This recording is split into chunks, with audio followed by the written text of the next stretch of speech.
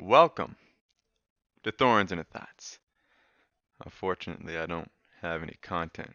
The man already speaks his mind, but I ain't gonna stop you now. I assume you saw a pretty fucking good video, all right?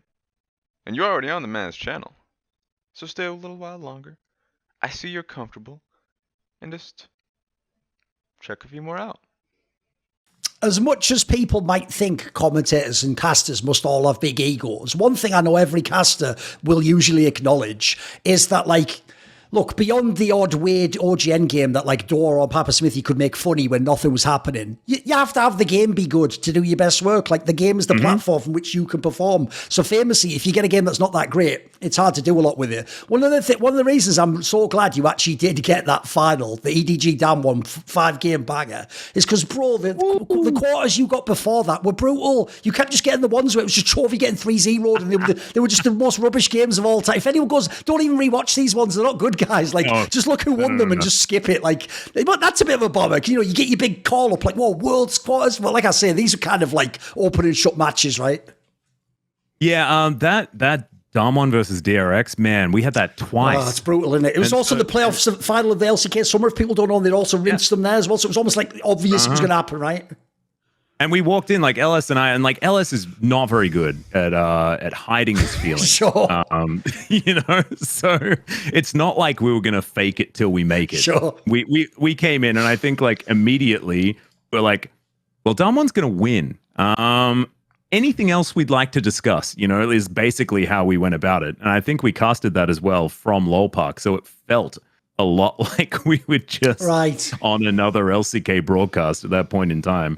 And it was very, very sad. That particular quarterfinal was not, you know, the knockouts debut that either of us really wanted. Neither was the T1 Harmor Life Esports one, where, you know, the fact that Harmor Life were even there was kind of mind-boggling. Yes. Obviously, you know, I thought the same thing for when DRX was facing off against EDG, Gen G, and T1, and that tended to work out for them. But that's the outlier. That's not the baseline, I don't think, for any of those. So we came in and it was pretty cut and dry for a few of those. But I think that even though they weren't great, it's a great challenge to get games like that. Not everything can be like KT versus Griffin in 2018, which is still, I think, probably the greatest final that's ever existed. But, you know, Damwon versus EDG, even though the outcome wasn't exactly what we wanted, was an absolutely glorious story, as well as the games being extremely high level. I think that, you know, DRX versus T1 was a little bit messy when it came to the gameplay, but, like, that was an extraordinary final as well.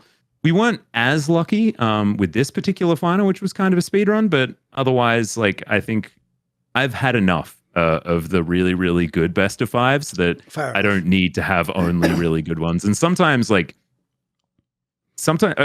I have an opinion where it's pretty much, if it's a good best of five, it barely matters what the commentator's saying, as long as they're not jarring, as long as they're not taking away from what the game is just giving you by itself, then the commentators don't really matter. And so therefore, like, the floor is a bit higher, but the ceiling is also much lower. If that makes sense. Let's keep it in the screen. So the floor is lower, floor is higher, ceiling is lower.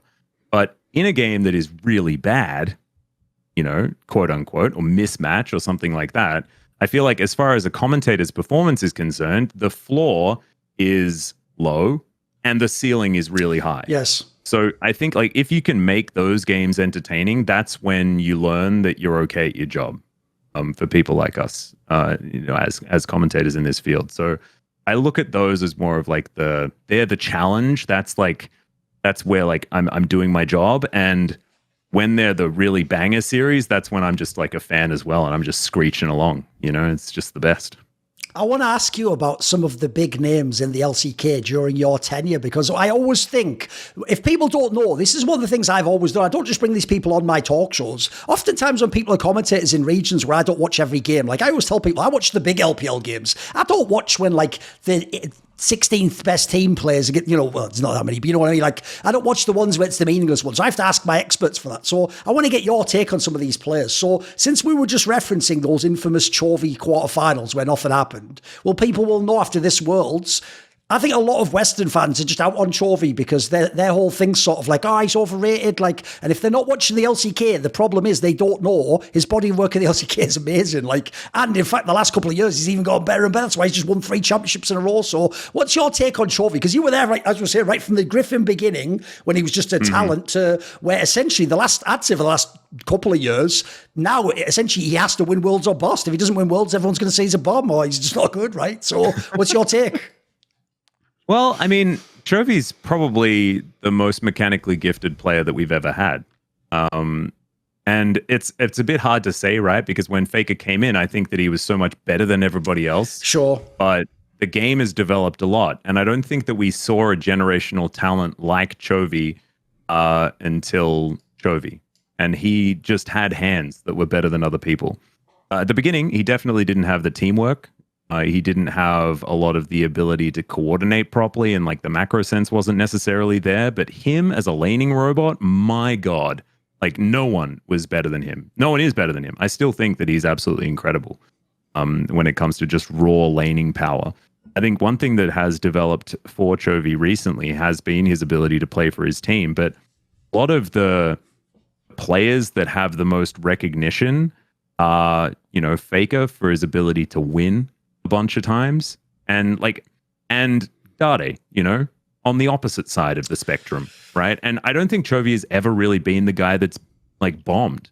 He's like been on teams that haven't necessarily had the talent in order to get them over the line, right? Like Harmalife Esports, another example. Like he unfortunately missed the bus on DRX actually winning Worlds. He was on that roster, a year prior to Hanwha, and he just never really had the stars align. I think that 2024 is looking pretty good for his ability to do some winning. I think that Canyon next to Chovy doesn't sound too bad. Showmaker has been benefiting from that for the last little while, even if it didn't necessarily work out as well this year. So that'll be a different story. You mentioned the fact that this might be his last hurrah. I don't think that's true. I think like Chovy is just going to keep playing until he wins. That's what I think. He's that kind of guy. Can be a bit of a diva on some of these teams, but I think he's somewhat deserving when you're that extraordinarily talented. So within the LCK, and people like, I don't like it when people say that Chovy chokes internationally, because like it wasn't him that was it's a team put it this way, the problem right? is, the hyperbole is there's only 2 options on people's dial, right? It's you carry or you int, whereas like I'm with you. Yeah. It's mainly, it's like he was in the middle. He just didn't carry is the problem. He definitely didn't int these games away. Come on. Yeah.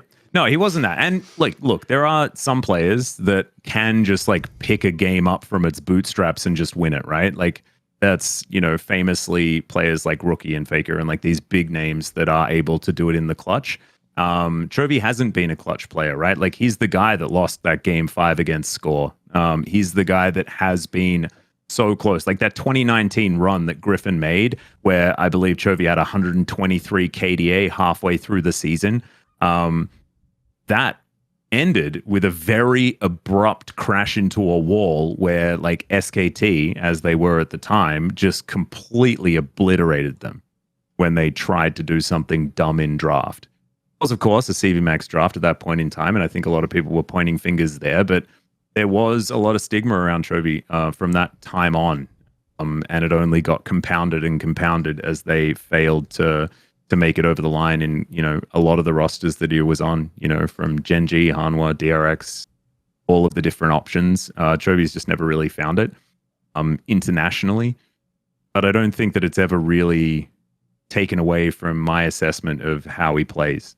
And I think that like you just can't win lane, win game as the only guy on your team, and you need to win lane, then win the map, and then win the game, which is something that he's been developing this year. And I think Gen.G, like I don't know what happened. There's rumors flying around, but if you were to go back and watch those games, I think Chovy's probably the least of the issues when you see what happened in some of those gank attempts and stuff like that. he wasn't flashing over walls in mid lane. Let's just say that. Sure. By the way, another player who I feel like, you notice the trend here is if people just don't watch LCK, you don't know who some of these players are because your sample size is too small. You go off a couple of worlds, and then another player that you cast in his last game was Khan, who obviously did not win worlds in his last ever game, sadly. Now, here's what's brutal about that, Atlus, is like all these narratives, they always have a seed of truth. Like, as you say, it's true. Chovy did used to literally in DRX suppose he didn't even talk. He just sat and laned and just did CS. And it's like, yeah, if you play mid lane, you probably should talk and roam and work with your teammates. But he didn't do it back then. But people do that thing where the narrative becomes static and it just repeats forever. So in the same way as they don't allow Chovy to develop. Here's the thing, if you go way back in time, yeah, obviously Khan did choke a bunch of times internationally. But dude, this is the criminal thing. One, if people didn't watch the LCK, this man won something like 6 LCK championships. Like, you can't be bad and do that. And then also, when they lost that Worlds, it was like game 5. Like, dude, in some ways for the narrative, I wanted him to win that game 5, dude. People think I'm a hater. Like, I just think that would have been like because if he'd have retired either way, that's a kind of a cool way. Like, at the end, you did get like the big one at the end. What do you think about Khan? Because again, like I said, to me, he's someone where sometimes when you read Reddit comments, you're like, what player are you talking about? Like, did you not watch the last 3 years of his game or something? Well, I think that Khan went from the best aggressive top laner that Korea has ever seen to the best facilitative top laner that Korea ever saw. And to make that transition, as a player that is as rambunctious as Khan, like if you've ever seen any content that Khan's ever been he's a mega trash talker, right? Yeah, absolutely. But also just jokes around is always like the guy with a smile on his face. Like backstage in the LCK is always the one that's like bouncing over to talk to like this other guy on this other team or this commentator over here or someone else. Like he is like the most extroverted pro player that I've ever met outside of, maybe contract. So I hung out with a bit here for Worlds, and he was absolutely fantastic, complete darling. But Khan is, I think, really underrepresented because of what you were talking about, the fact that people haven't seen him internationally, but also like you don't get the same feeling about a player who's demonstrating all of who they are to the viewer on like through a League of Legends client. Like, you just can't do that and really show who Khan actually is and what he does for the teams that he's on. Because like that Damwon roster was struggling, right? Like they'd lost Nuguri, and like he was a large part of what made that, top lane like Trinity like so incredibly, like the top side Trinity so incredibly powerful. And they had to try and, get over the line with, players like Ghost, who weren't necessarily able to do anything outside of utility from the bottom side of the map. And, Beryl exists and he's incredible. We just don't necessarily know why.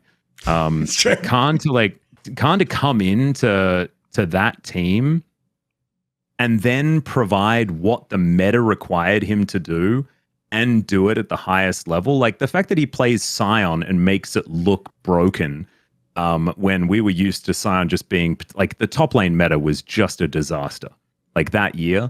And Khan, like, if you remember back to his early days, he was the guy that was playing Riven on purpose. Oh, for sure, like yes.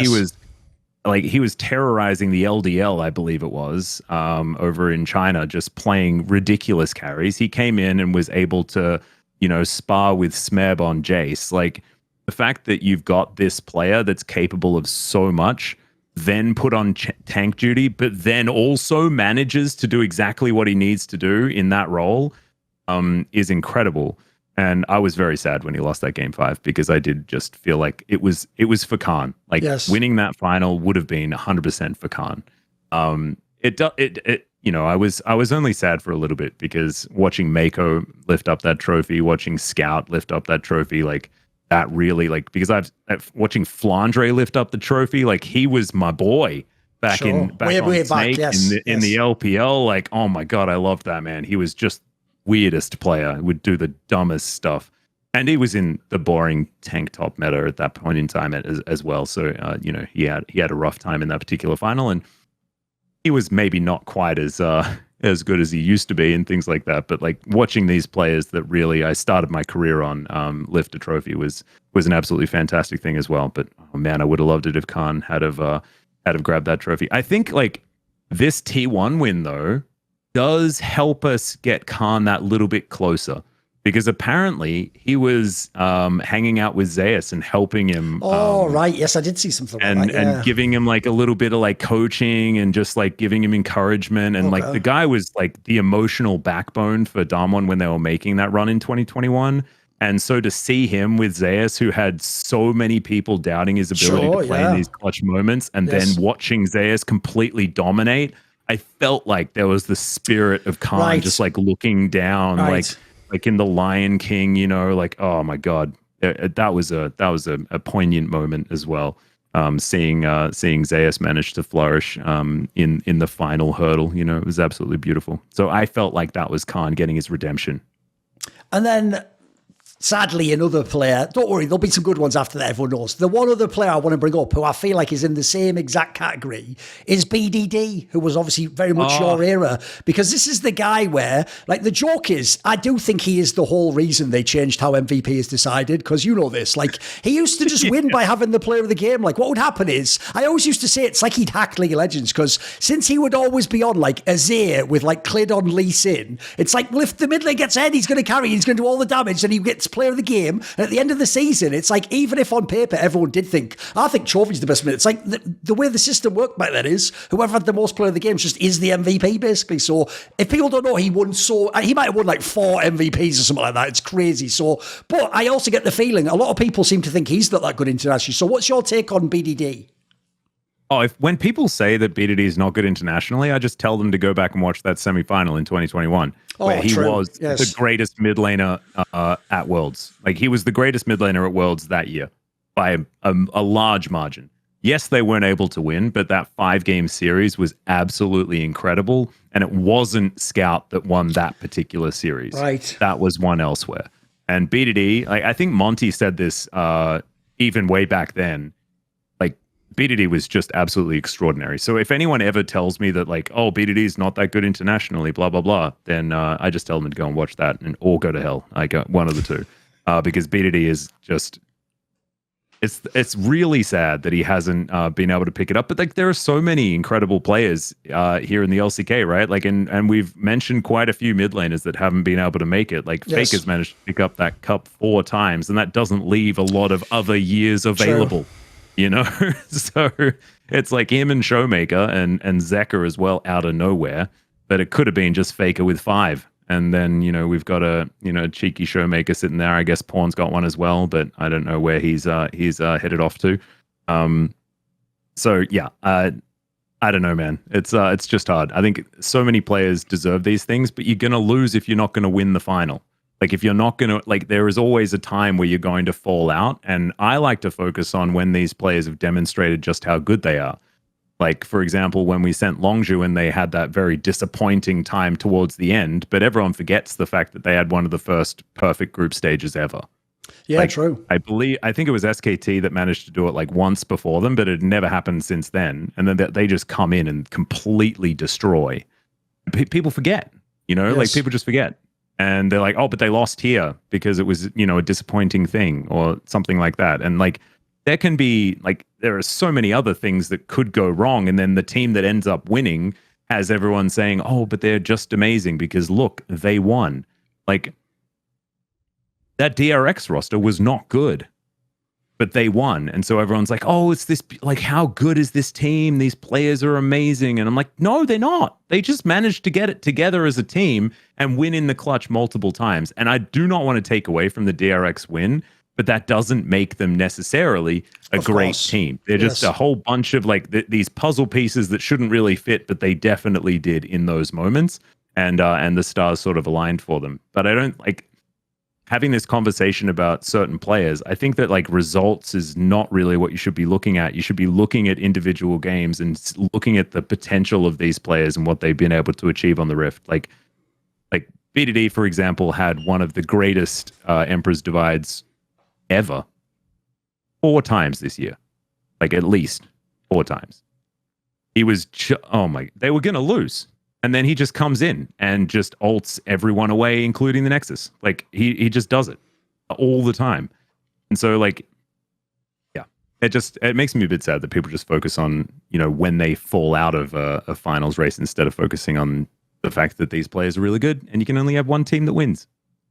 You must have an interesting perspective on Faker and his role within T1, because when you actually got to Korea, in theory, that was supposed to be the end of Faker Atlus. That's when he wasn't the best player anymore. Even T1 wasn't like a super team for some of these years.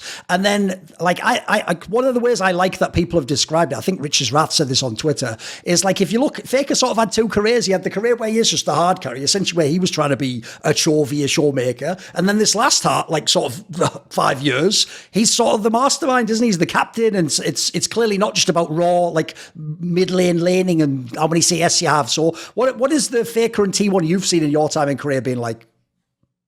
Well, it's interesting because I think in 2017, to go back to the whole, like, you've got to win to seem good, like SKT, T1 in 2017 were an absurdly good team. Like, they were just ridiculously strong. And so watching Faker then, I was like, yep, this is what I was expecting moving in. But then we had, after the most famous esports photo of all time, we had 2018, which was not a great year. Let's be honest, for Faker and for T1. We did have a Rift Rivals where Rookie versus Faker happened, and that was really fun. But outside of that, it was just pretty forgettable. And that was when we had to start trying to adjust the narrative to steer away from the fact that this guy is the best there ever is and will always be the best, to he's the GOAT, but he's not the best right now. And it's just tricky, right? That's not as easy as people think. Yeah. I mean, I will say, I won't name names, but I do feel like sometimes broadcasts can lean into the idea of like the past a bit too much in that sense. Oh, no. It was a really difficult thing to do, especially when I didn't have as much experience on the LCK broadcast. That was the hardest thing for me, was having to be this guy that was now commentating Faker, and I felt like, my voice wasn't allowed, near this ridiculous legacy. So like that was a difficult part for me, especially when he stopped performing quite as well. But once we learned how to change the language around Faker, it became easier and easier. And of course, when he started performing better as well, like 2019, that roster was completely ridiculous domestically. Unfortunately, didn't quite manage to make to pull things together towards the end of the year, but like domestically, they were absolutely incredible.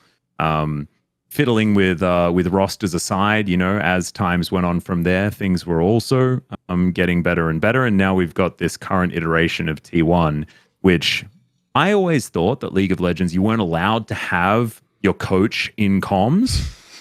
But it turns out if you're T1 and you're this famous, they just let you have your coach in the mid lane the entire game. It's just ridiculous. It does feel like he's on some like Splinter and the Ninja Turtles shit or something, doesn't it? It's ridiculous. Oh yeah, that's a good meme. That is a good meme. When they grew up, that's them winning worlds is the second part of the meme, obviously. Exactly. Yep. Have you seen the other one? So there's the one where it's like you've got little Splinter and there's the huge turtles, but then there's the other one where it's the huge turtles and then the gigantic Giga Chads. Oh, right. Okay. Well. That one was pretty good also especially after the run that Faker made during the knockout stage. Like, he was a man possessed. We hadn't seen that level of Faker for quite a few years. And I don't think they even necessarily needed Faker to be that good with how well the rest of the players were playing. When we're talking about, like, Faker was, having the best performance that he's had for the last 3 years, I think, but was still probably only third best on his team performance-wise. Oh, that's fair. During the knockouts, is what I'd say. I think that Oner and Zeus were just, like, on another level. Yes. At that particular point in time.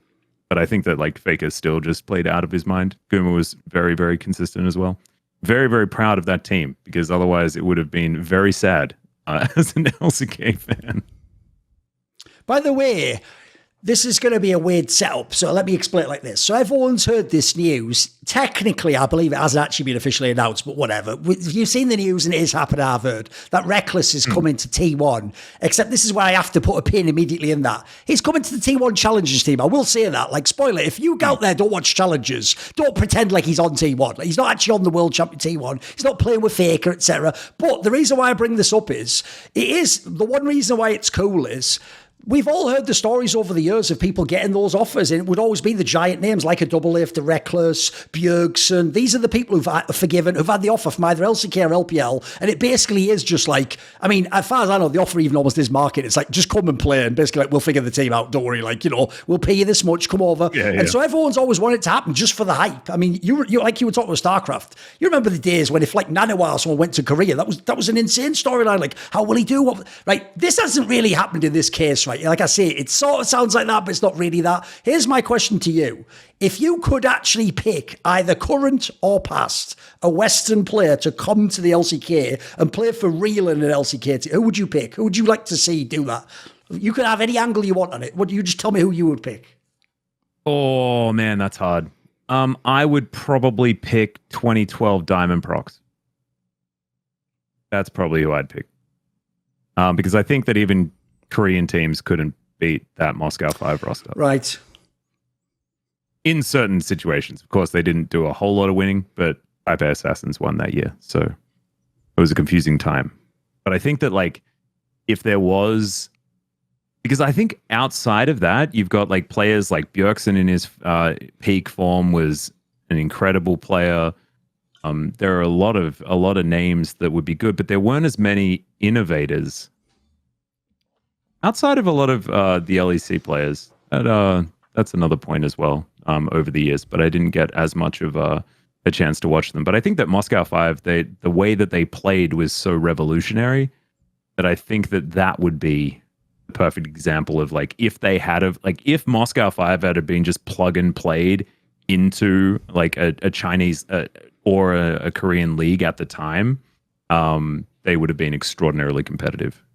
Even if it was just the whole team. I mentioned Diamond because, like, I think that, like, a lot of his pathing strategies and stuff like that were pretty up there. But, like, even Alex, like, bringing out stuff like Evelyn mid and stuff like that for the first time and things like this was something that not a lot of people had experienced before. And, you know, starting blue buff as Gangplank as Darien, but he also built Death Cap on Shyvana and things like this. So it was a weird time. It was definitely a weird time. Gave us some great memes. But I do think that, like, it's those revolutionary players that are the ones that I think would offer the most to these other leagues. That would be probably what I'd say. As far as the Reckless thing is concerned, because I got a little bit of a thing to add, because we've started commentating Challenger, and we like to differentiate our broadcasts, right, Thorin? We change things up from the LCK because we don't want them to feel the same. And so in the Challenger broadcast, we only have, you know, about 2,000, 3,000 viewers at any given time because it's Challenger. It's a niche broadcast with less well-known players. And we have Twitch chat open and in front of us. Oh, right. Okay. Next to the production monitor the entire time. We even have YouTube chat, which most of the time we don't understand the language, but we still appreciate the fact that it's there. And there's this one guy called Alexander saying things about the game, and that's really funny. But we'll just have conversations with chat, and we'll do dumb stuff. Like we made chat cast a team fight once. Involved us just not saying anything, and then a team fight happening, and then them spamming in chat as quickly as possible when people were dying and things like this. And that was a lot of fun. If Reckless comes in, though, I feel like we'll have to cast those games somewhat seriously. Right. You know, I feel like it'll take away from, you know, our beautiful fun, happy times where we cast all the 16-year-olds and, you know, they're just trying to get into the LCK, please, you know, and stuff like that. And talking about this budding talent when instead you've got Reckless coming over with one of the most storied careers of all time, and now just playing in Challenger. It's going to be a little bit jarring, one could say. So it's just going to be a hurdle that we're going to have to jump over, I think. If someone is a more casual fan of the LCK, maybe they watch the playoffs or the final or something. Obviously, everyone lies on Reddit and says they watch everything, but we know you don't. So, but let's imagine there was these people out there who haven't watched all the matches this year at Atlus. Who is someone for next year, for 2024? Can you give me a player where you think, like, this is the guy either on the rise or he's going to reach the top? Like, who's like the next guy you're interested in the LCK?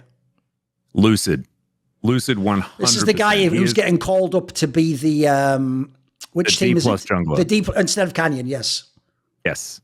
I don't know how it's going to go on that D plus roster because it doesn't really look like they've shelled out all that much. You know, it's not a similar feeling that you get when you're looking at, you know, something like what Hanwha's put together, although even that one's got a few question marks, but Gen G is obviously extraordinarily star-studded. D plus is looking a little bit more shaky, like aiming coming in, even though he was good, has always had like a few of these, you know, hiccups in his career in the past.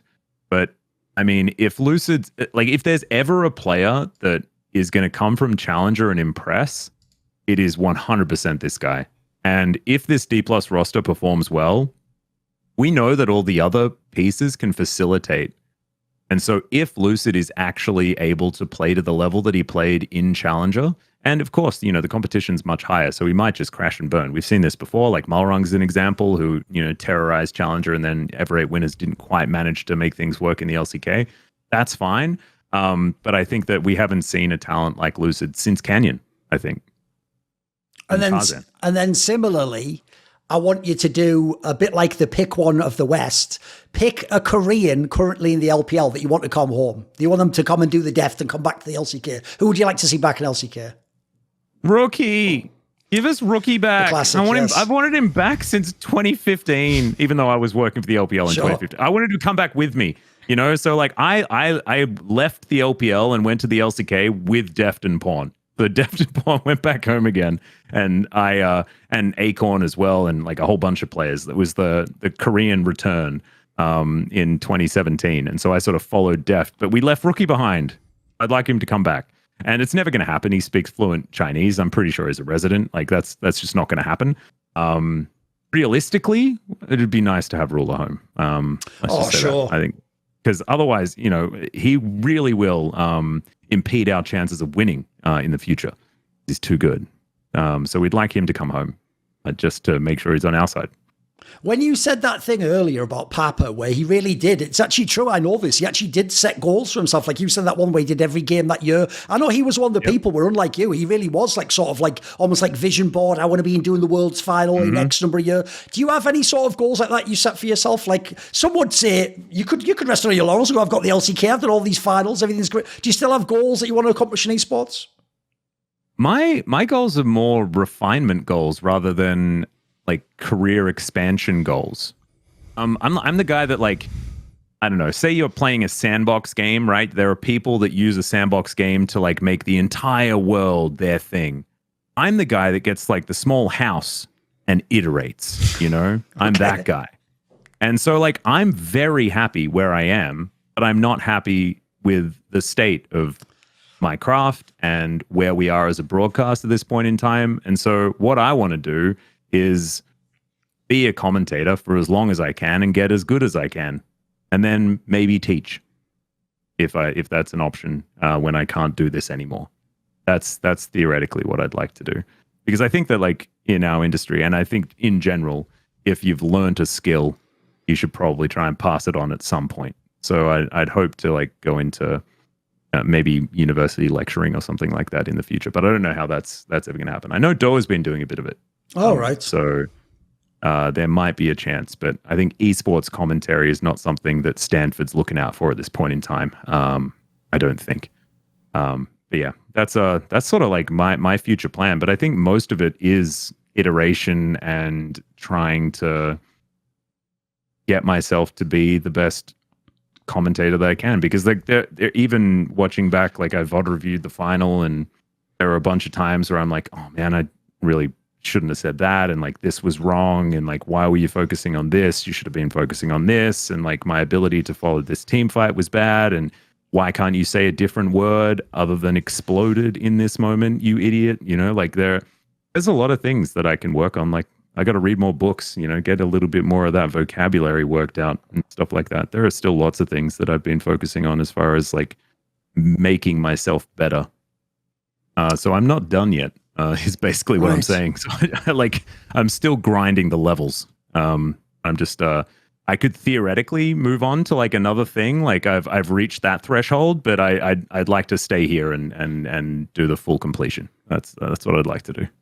One thing that's quite cool is, even though I've been in esports a long, long time, One of the things that was a bit of a bomber during a lot of the years was I could tell a lot of other people, they weren't a tourist, but they just knew they were in there for a few years. So if you're a pro player, when you're not as good anymore, you retire, you leave the game. When the game changes, say you played like StarCraft 1 or whatever, if you're not good at StarCraft 2, end of your career, you move on.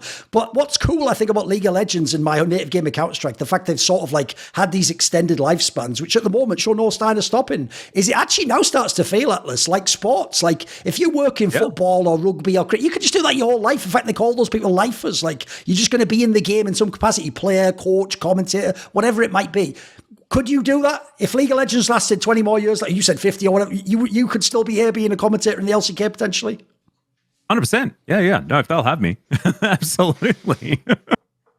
That would be the goal. I mean, I'm the kind of guy that will go with, where the work is and stuff like that. So if League of Legends all of a sudden, like the servers shut down or something like that, and we can't do this anymore, then I'll find something else. But if I can stay here, I love casting this game. I love working and I love these players, right? I love the people that I work with here at the LCK as well. So I wouldn't want to do anything else if this is still an option.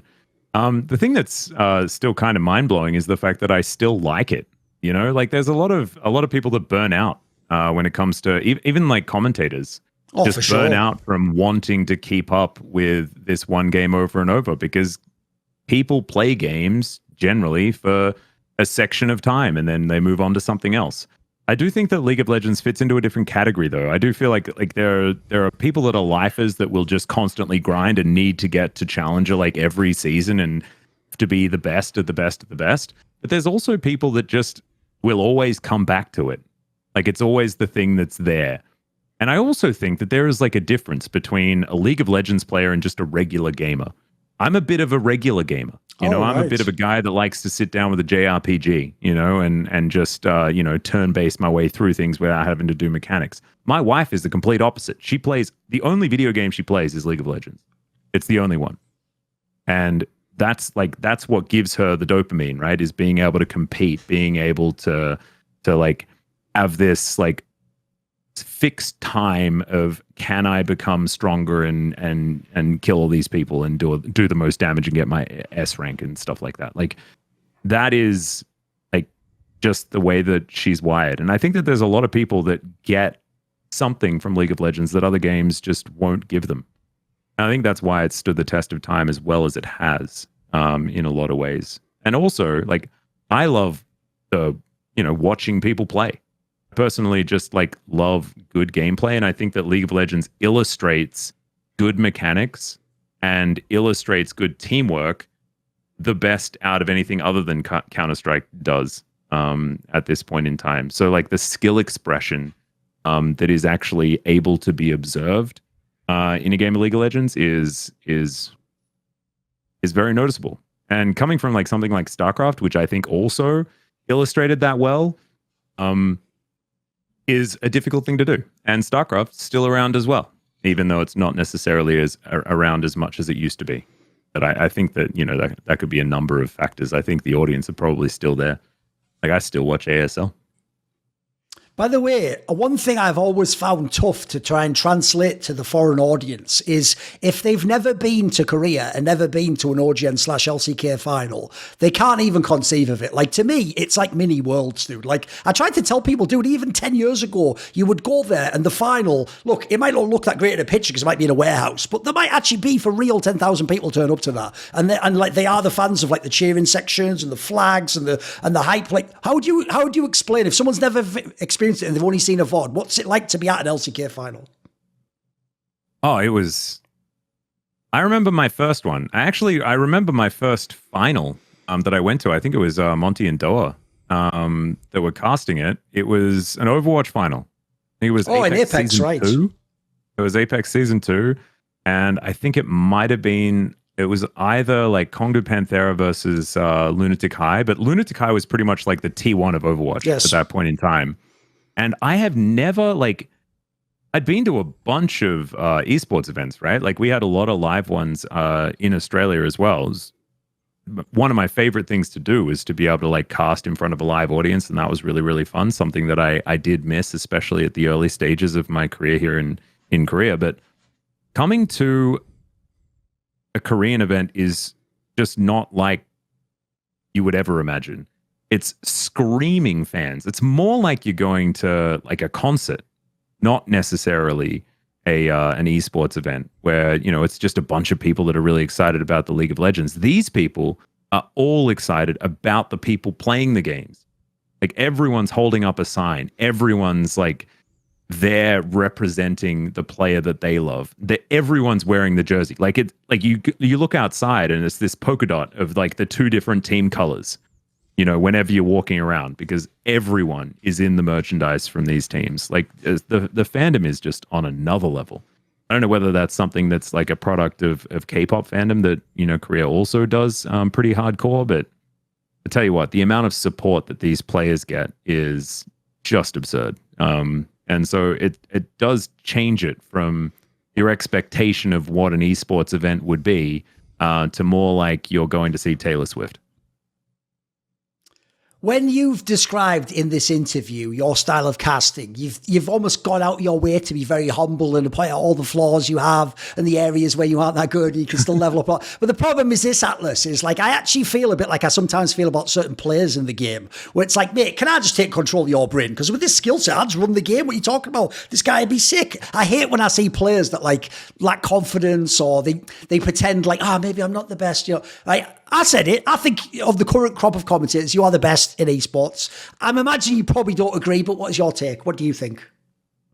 I mean, I think that it's a completely subjective thing. Oh, of course, yeah. I think that like I really appreciate it. And I remember when that video came out and I really wanted to tweet a big thank you, Thorin, and try to draw attention to it. I also had an inkling that they might put me on the final. And I really didn't want to go in with the expectation of like, So Spawn immediately saw it, right? And he was there with Team Liquid this year. And so when we were at the KBS studio, I heard his voice from the other room. I'm like, is that bloody Spawn? And I messaged, and he walked in and he's like, oh, is that the greatest commentator of all time? Right, like, okay. And so I didn't really want to bring that, but I really do appreciate the video that you made. And it was actually really interesting watching it because a lot of what you were talking about has been things that I've been focusing on a lot throughout my career, right? Which is like trying to emphasize my co-caster and trying to be a bridge and working on more the compatibility of the two commentators rather than necessarily trying to maximize what you can get out of the game and that sort of stuff. But I also think that like to your point of, being humble and things like that, I also think that is my greatest strength in this gig, because I'm not the main character on any broadcast, right? Like your role as a commentator, even though a lot of us do have huge egos, we're never the ones that people are there for. Or we shouldn't be. Yes. It should always be the people that are on the screen that we're yelling about, right? And so it's this weird thing where if you come into it and you're like, I'm the guy, like everyone wants to watch me. Well, like if you're commentating bad games that don't have any players that people want to watch or something like this, then it's not really going to be a thing. So you really do have to try and figure out a way to find joy from bringing up the players and the guy next to you. Because as soon as people love those two things, then you got a job for life, right? Because you're on a broadcast that everyone loves. So that's sort of where I sit when it comes to that. But, it's not to take away from the fact that I've grinded my ass off for the last 10 years at this gig. So I better be bloody good at it. There you go. By the way, I alluded to it earlier with the tenure angle, but I just want to ask straight up, like, if you were an old school fan of Korean esports and you were watching the Tiestosis of the world, etc., it must be pretty surreal to sort of be part of that lineage. Because as you say, when you go to Korea, it doesn't matter that's League of Legends, those people always like reach out, you meet up with them, you see them. And it is, like I say, it is like a little, like almost like a guild of casters that have English language speaking. So is it surreal to be part of that lineage? Oh my God, it was super weird, especially my first time when I went and met Tasteless. And you've been out here before. You know what Nick is like. I ended up like completely wasted. One of the best people to drink with of all time. Random bar. Easily. And he just took me aside. He was just like, I've decided that I like this guy. We're going to hang out. And we ended up at this like bar that I had no idea where it was. And it was just the best night of my life. And so I woke up in the morning owing him like $400 for like some ridiculous bottle that we'd purchased and not drank. And it was one of the happiest evenings of my life. And we've been friends ever since. I think we were out like a few nights ago. And he came and hung out with the rest of us caster boys when we're hanging. So like seeing him and being able to hang out with this guy that I'd been idolizing for, the entire time that I'd either been in esports or just being a guy that was watching, that was definitely surreal. Being invited to the Artosis Christmas party, also pretty ridiculously surreal. And just in general, being able to hang out with Monte and Doa, two guys that, I did meet them in 2015. But otherwise, I'd just been, watching and seeing what they were doing with League of Legends that so many other people were doing differently was, it's been, definitely last few years have changed who I am pretty fundamentally, I have to say. Along similar lines, right? If I told someone back in 2013, right, predict the future of esports, no one would ever tell me, right, guy from Australia becomes like #1 caster potentially in like the best league in the world. Like that's like a movie script, mate. So what do you? No. Go on. That's not true because you got like Uber, you got Maynard, you got Papa. All the best. Oh no, listen, the talent's there, but my point is, at the time, people wouldn't predict. People would actually think, like the beginning of this interview, you'll be stuck doing OPL your whole life. You'll just be off in your little region, and then maybe, like we say, you get an MSI, you get a World Spill, just be a group stage game. What do like people back home think? Do your family get it that you actually have like a whole career doing this and you really are one of the best? Does it still seem like it might end one day and you'll just come back tomorrow? What do they think? Oh, my mum wishes. She's waiting for it to end so that I'll come home. That's what she's been banking on this whole time. It reminds me of my favorite thing that my dad ever said, which was, you can pursue esports, and then afterwards it's all right because we all need bus drivers. That's good. That is good. That's the Randall line. And so my parents, always, they never pushed me too hard, but they always wanted, me to be as successful as possible and to find the easier path to finding some financial stability and some success. And I chose esports, where I moved to Sydney with absolutely nothing promised and just wanted to be there so that I could interview for a job. And I'll also do like a TV and film TAFE course at the same time without a home. That's what I decided to do. Thankfully, I had a great therapist at the time that was helping me out, and they managed to convince my mum that it was something that I should do. Right. And that helped her feel a little bit better about it. But I think it was a leap of faith that I had to take at the beginning of my career. So I don't know what would have happened outside of it, but I know it'd be worse than whatever has happened. And so from that point on, in like 2012, I think it was, I haven't really worried about what would have happened or what could have been if I hadn't have chosen, because it's just definitely worse. And so I prefer just to live in now where things are pretty good. At the end of this interview, do you have a final message? Is there anyone you want to thank or say hello to? Well, I'd just like to say thank you to everyone that gave me a shot. There was Benji from back in the OPL days. He's the one that gave me my very first gig. Daniel Ringland is the one that brought me up. PapaSmithy is the one that invited me over to Korea. And Spawn is the one who carried me throughout the entirety of my time in Australia. So I am unendingly appreciative of him.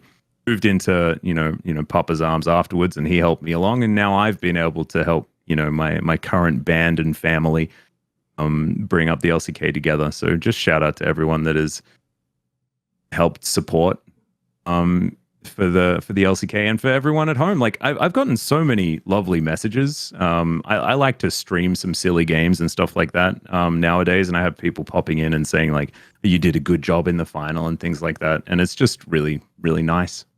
Really nice to see. Also like to say thank you to my wife and cats. And you, Thorin, for having me on the show and for saying that I'm the best. No problem. That's pretty cool. It's all good.